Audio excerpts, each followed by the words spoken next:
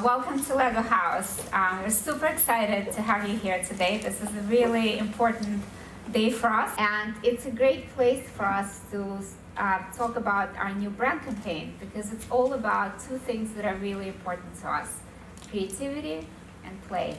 The World Economic Forum says that right now 65% of kids who are in kindergarten will have jobs that don't exist. Well, it's going to be a world that's going to probably change even faster than the world that we live in today, and will pose a lot of problems that they're going to have to creatively problem solve. We call it Rebuild the World, because with LEGO you can rebuild anything that you love, but you can also build something completely new that doesn't exist today.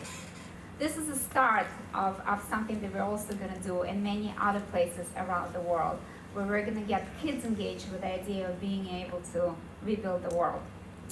And the other very important part of this campaign is to start a social conversation.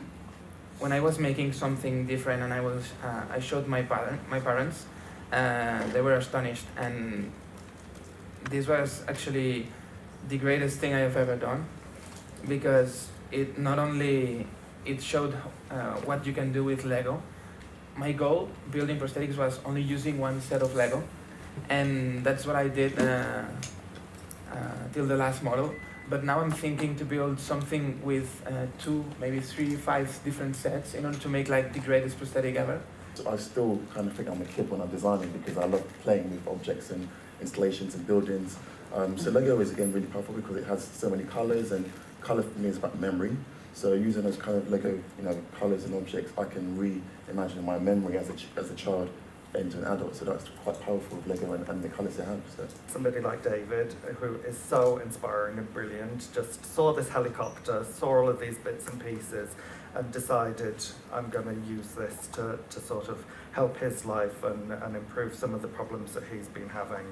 And I think that's really inspiring. You can't get that from any other toy, so I think the sort of system in play is really important.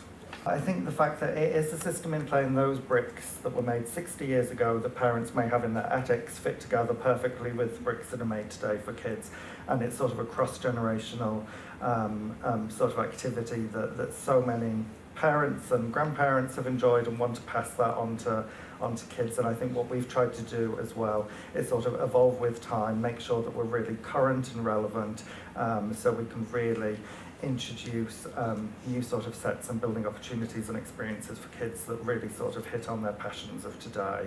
And that's why LEGO is the perfect tool for that, because you can build something, break it apart and rebuild it into whatever you want. So I think that's what really makes this different, and why this campaign is so important to us as well.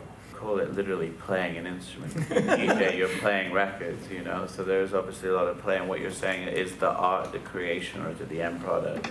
I think most people need to see an end product to actually know what you did, and to call it art. If nobody made any mistakes or didn't experiment, then the world would be stuck in one place. So I think it's all part of the creative process, and should be encouraged in a way.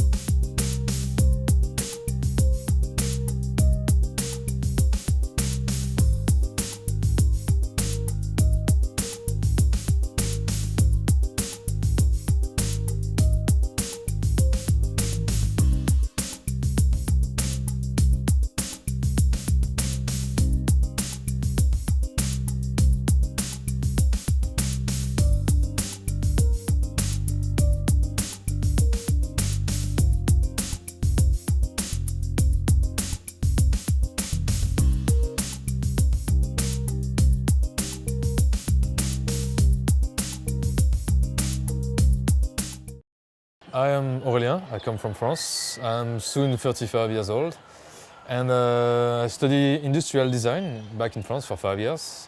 Lego was my favorite toy, so I thought combining both design and Lego would be so cool. So I applied to Lego and I got a 6-month internship here in Denmark, in Billund. So, and to get started on the Bugatti project, we first looked at what we've done before in the assortment of Lego Technic, and then we were looking at what we should do next, what would be a great successor for the Porsche GT3 RS, because it's a new type of product, a bit more luxurious and like a premium package as well, and then you get a different experience than the regular Technic set. This car was also just being released, so it was something very new for most of the people, and also looking at the car specs, the functions that it had inside were quite new to us in Technic, something we have never done before.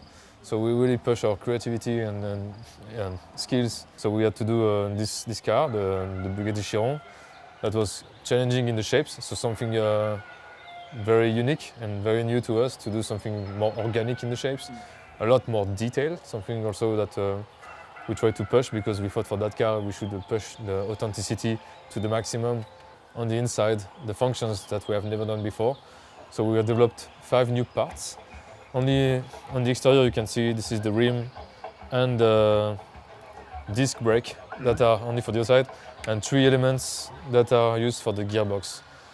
And the rest is 2,600 pieces that already existed, that we put together in another way that looks like a Bugatti Chiron, which is the magic of Lego. And I think this is quite strong, that we can use elements that exist, and a lot of cool things to learn from that, because when you build, you learn how a car is made, you also learn what the functions are doing to the car. On this one you have a suspension on the front and the rear axle, you have 4-wheel drive, shaft. Then when you push the car and you engage the speed gears, it will drive the piston engine on the back. It's a 16-cylinder engine, like on the real car. Behind the steering wheel we have a sequential gearbox, so you can change the speeds of the car, because under it, if you look at it, there's a lot of gears. That's the gearbox that is packed inside, just under the engine, that when you're gonna shift the gears, it will change the speed.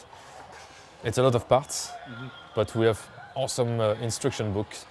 We have a team who is working on that constantly to make sure that the experience is the best. So it looks complex, but it's not more difficult than any other Lego model to build.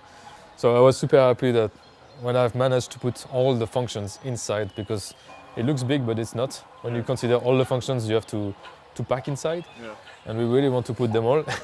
So I had to rebuild it quite a lot of time before I could find the space for all the functions. At the beginning I had not enough space to put the seats. I had the gearbox where you should put the seats, the engine was sticking out of the car, but I was super happy. I was like, we can do it, I'm sure we can do it. So almost a year and a half later, with approximately 70 to 100 maybe different versions, we end up with this one, with the car that fits everything in and works. Also for me, because it was something new, I was not used to do big models, and I really wanted to take the challenge to make something a bit bigger, a bit more complex for me, push my skills and be a bit of outside of the comfort zone, you know. Sometimes maybe I take a break, something I cannot crack, and there's a colleague who joined me, or two, for 2 weeks maybe, we brainstorm, how can we crack that function, how can we make it fit in the car, and this is also a huge teamwork as well. It's not only one person doing one thing, sometimes you need to teamwork with your colleagues and other people. Of course. What is your next big project? Cool stuff. Cool stuff. Cool stuff, I cannot tell you, I'm sorry, what's next. Gonna be some Technic model. Okay. No, I'm sorry. Something new. Something new from Technic,